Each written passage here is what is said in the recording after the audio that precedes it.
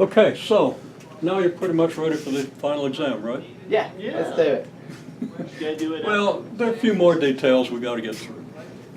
Yeah, the existence theorem, as I said, but wasn't on tape, so I'll do this, says that you can do this numerical thing, and sort of get away with it within certain regions of the xy plane. Now, the regions of the xy plane depend on what this function is here, okay? And depends on more details about the differential equation. The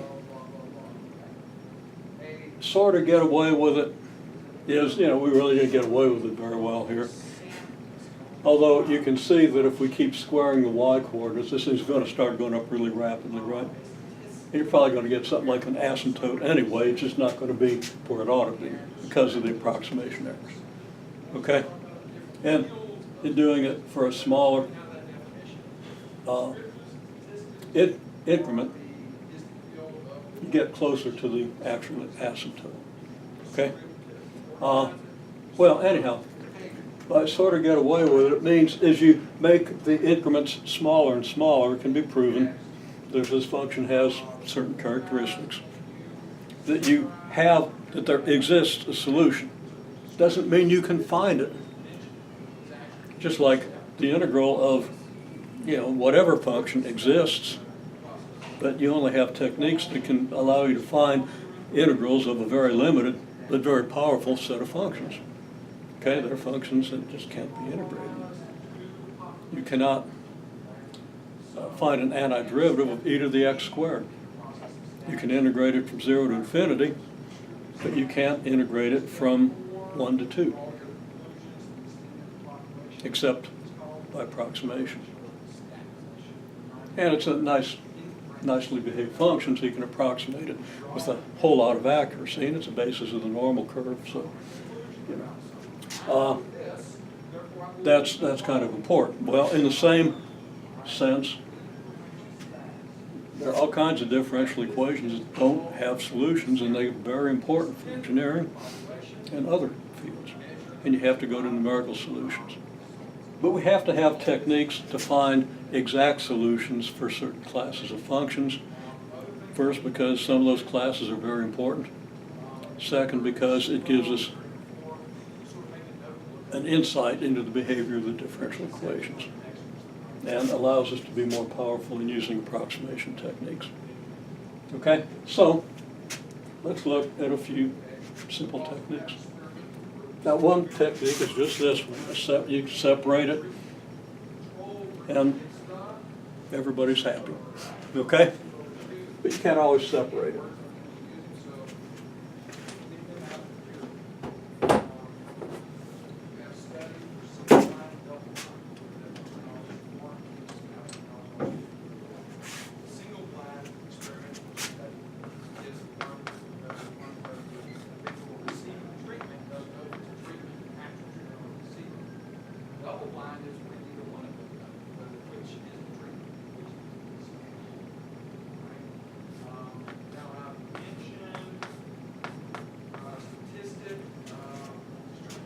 Now, this is equally separable. It's practically equivalent to the one I did before, except it's the x squared.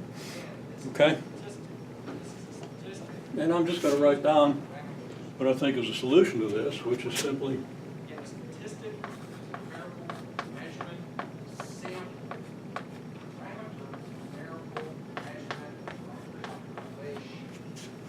y equals e to the negative x cubed over 3. And actually any multiple of e to the negative x cubed over 3. Now, I hope I did that right, because I'd hate to have something wrong on the video, and it's entirely possible because I haven't worked this out, okay? It seems pretty obvious to me. So if y is this, we just check the solution.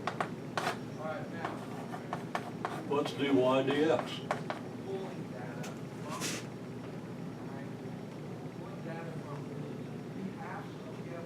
E to the negative.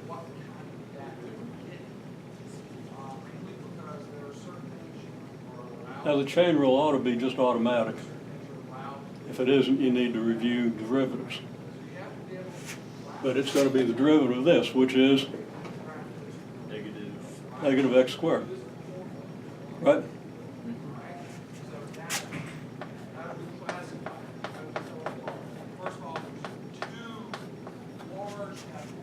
Okay.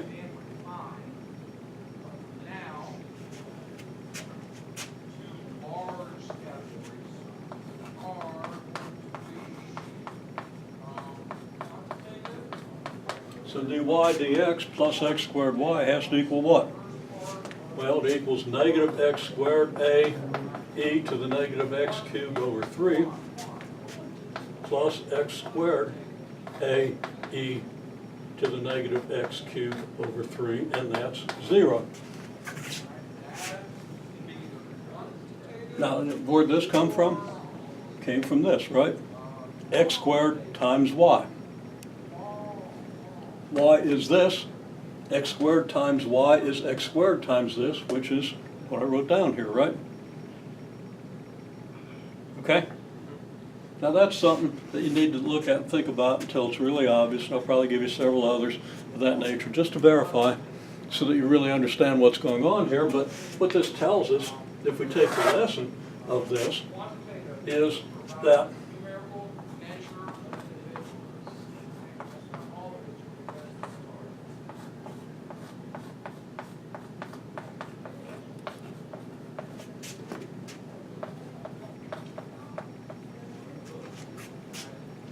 this has a solution. Now, let's think. Where'd this x squared come from? It's the derivative of this, right? Yeah. So how would I find this if I knew what this is? Because basically, I knew this. If I know this is x squared, then I know that my y has to have an e to the negative whatever it takes to get that x squared from the chain rule, right? And that means, since what I get from the chain rule is a derivative of this, this has to be an antiderivative of this. A negative multiple. Okay, the negative of the antiderivative of this will then match up with what I've got over here. Okay? So the solution is, and A is an arbitrary constant. I didn't say that.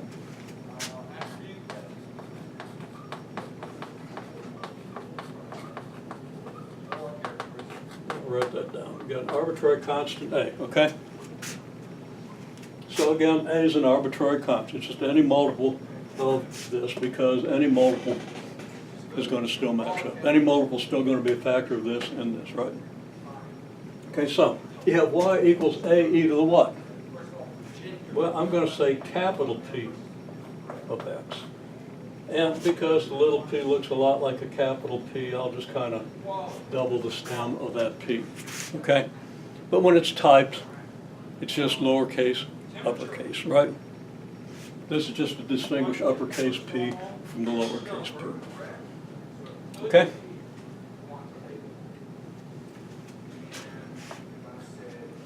And the capital P of x, you know, I'll put the negative here, is any antiderivative of little p of x with respect to x. Okay? So, now anytime you have a solution, an equation that looks like this, you can solve it. Okay? Now this is actually separable, so you could prove the solution the same way. You know, put it on the other side, it's going to have a negative p of x times y. So you're going to have dy over y and negative p of x and stuff like that. And then when you integrate dy over y, you get natural log of y, and then you rearrange that solution, okay? But there's more to it, and there's very good reason to look at it like this. You could prove this as a separable equation. It's simple. I'll probably have you do that for homework, just so you get practice doing that, because you have a lot of differential equations where you end up essentially integrating dy over y, getting the natural log, and then having to change that to exponential form. So it's something you might as well get used to now. You know it. It's just basically a review. Okay, so regardless, this is what we have.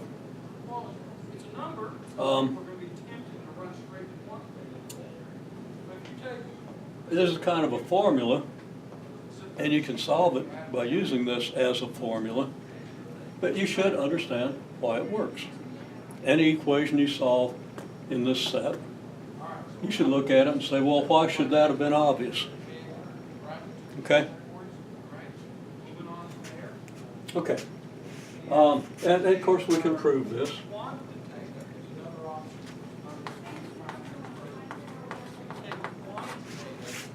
Very simple proof. Okay?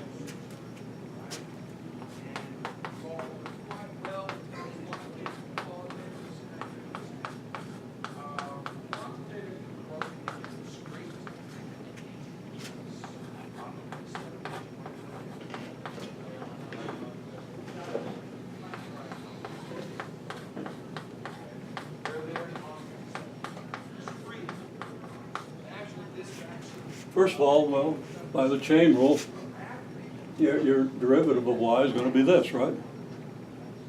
Yeah, just take the derivative of this function. And what's the derivative of capital P of x?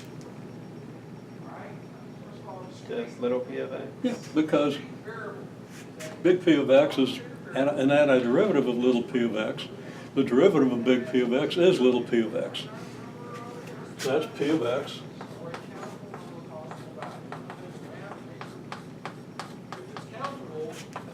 So,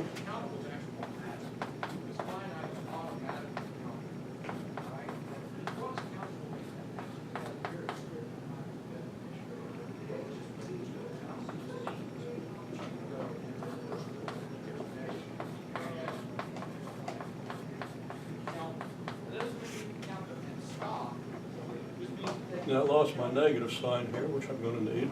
Okay?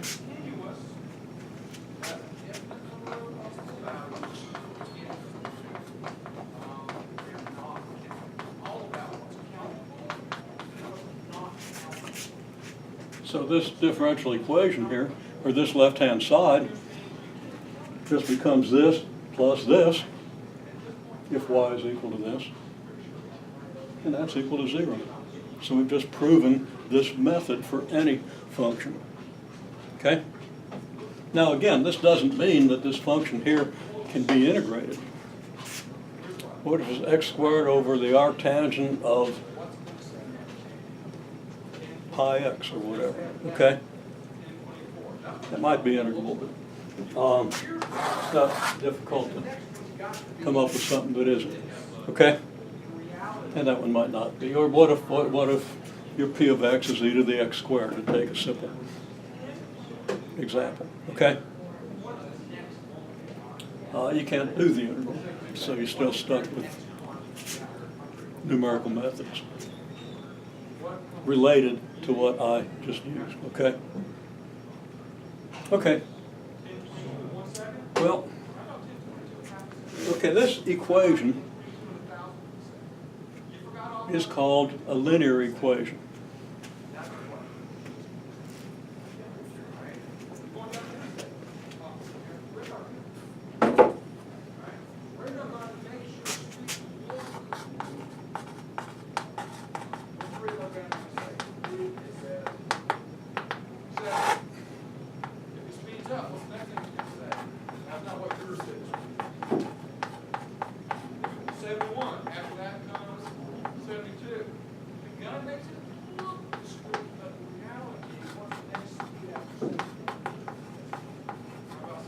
This is a first order equation. Is that because you're only taking one derivative? Yep, exactly. Okay.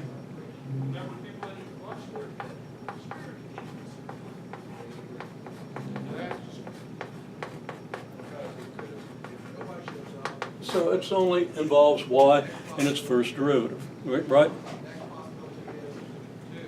Now there's more to it. It's, this is a function, this p of x, okay? This could actually be a p of xy, but if it was a p of xy, then it wouldn't be linear, okay?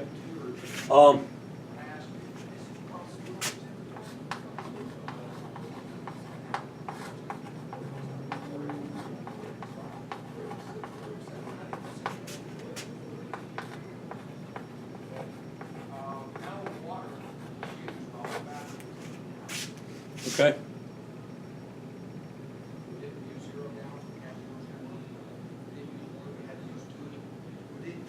It's homogeneous.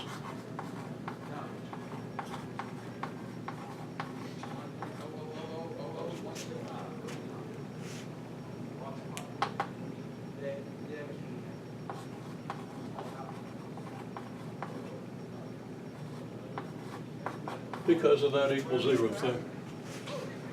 I'm not going to give you a rigorous definition of first order linear. There's a little more to it. But that's the idea. Okay? So what makes it homogeneous? Because Homogeneous because you have equal to 0. I'm going to show you in just a second a non-homogeneous. Okay? So you're saying it's homogeneous because it balances out, like both tabs are equal? Yeah, you can think of it that way. I mean, there are many connotations to the word homogeneous, and I'm not going to detail them because there are a lot of things I wouldn't think about. And if I was thinking about it, I'd probably repeat myself because that working memory thing. So we're not going to waste time on that.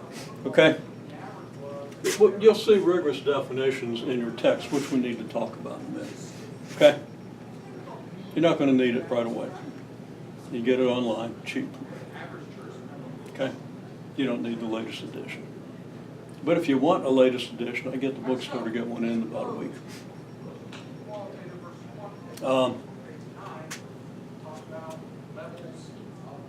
And the text is written by two guys at Virginia Tech. It's a text I think they use in their course. Not sure. Okay, so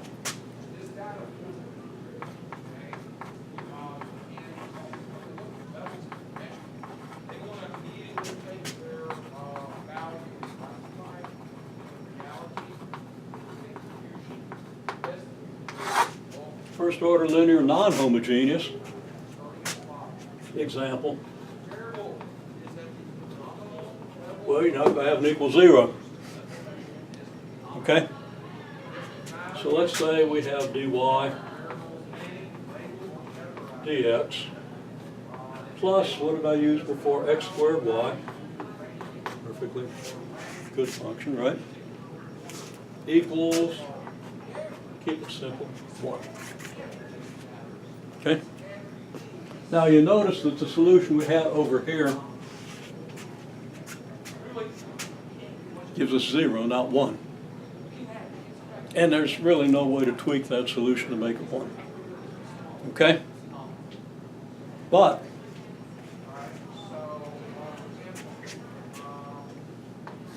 we have this thing called an integrating factor.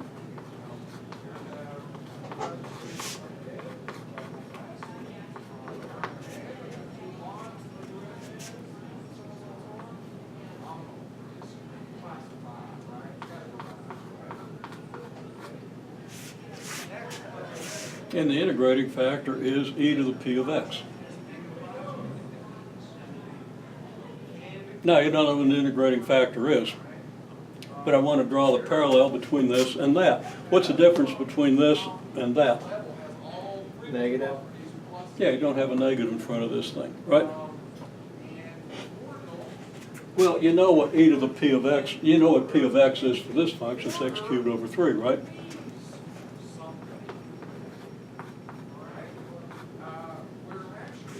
Okay? So watch this.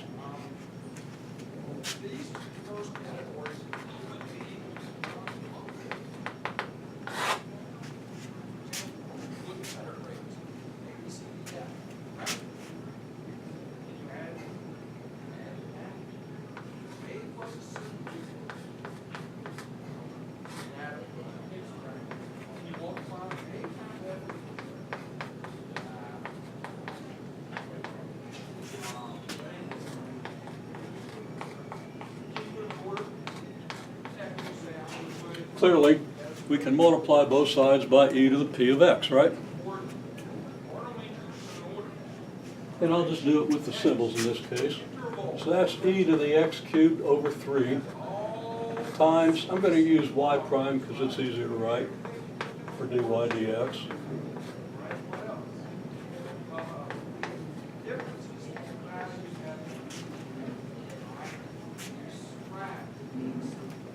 Okay?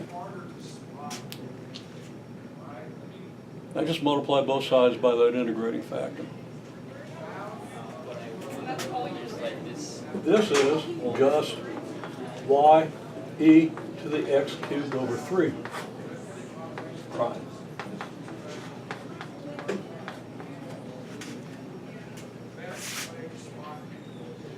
Now we need to verify that. What do you get when you take the derivative of this? How do you take the derivative of this? What do you got to use? What rules do you have to use? Product rule. Product rule and the chain rule. Okay? So what's this? This is y prime e to the x cubed over 3 plus y times e to the x cubed over 3 prime equals e to the x cubed over 3, right?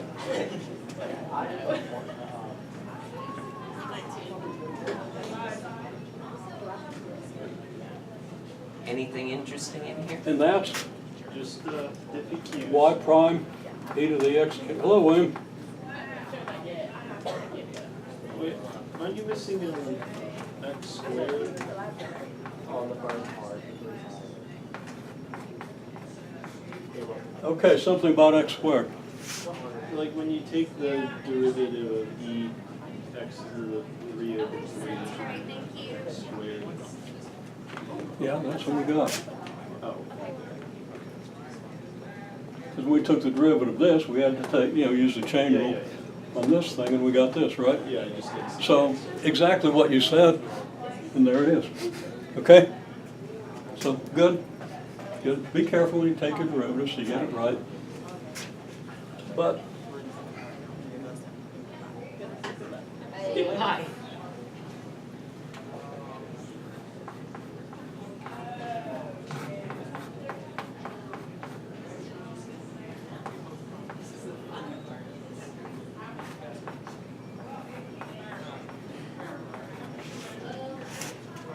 we can factor out that e to the x cubed over 3, right? So that this whole thing is just circular. And this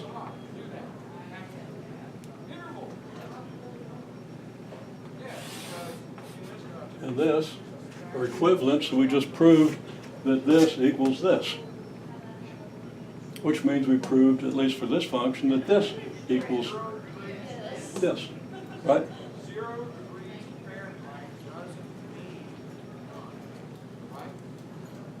So we just justified this step. So we take this step here, and every step here is equivalent to every other, so this is equivalent to this is equivalent to this, right? And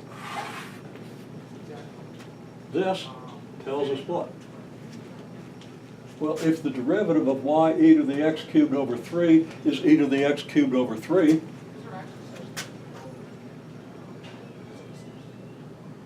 I'll rewrite it. I was debating about that, but I guess I will.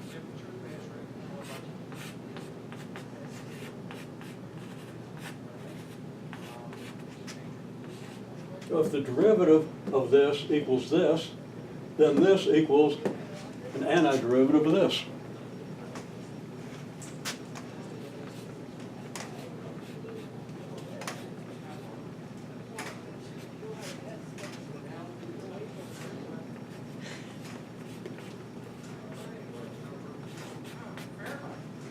With respect to x, because y prime means dy dx, right? The derivatives are with respect to x. So that integral has to be with respect to x. Now, speaking of things you can't integrate, you're stuck, you can't integrate that. So you're not going to get a closed form solution. So what good does it do? Huh? So what good does it do? What? What good does it do to get A lot to of this times you step? can integrate it. So. Doesn't change the fact that by multiplying by this integrating factor, I get this, which will give me this. And depending on what you have over here, you might or might not be able to integrate this. Now, if the equation, as I will probably give you for homework, has an x squared here instead of 1, then that x squared is going to be in the right-hand side, is going to appear in this integral, and you're going to be able to integrate it by simple substitution. Right? And that's an easy integral. Okay? Of course, you've got to review your integration. Might be a little rusty on it. It's been a year or close to it since you did a lot of serious integration. Well, not in your case, Neil, but in Alexander's case for sure. Okay? I mean, you had the multivariable. Okay? Multivariable is not a prerequisite for this course. But if you haven't had multivariable, you do need to review, especially integration. Okay? But these are simple integrals. It should come back to you rather easily. Okay, does that make sense? Mostly. Okay, well, that's unfortunate. We'll go on. Okay?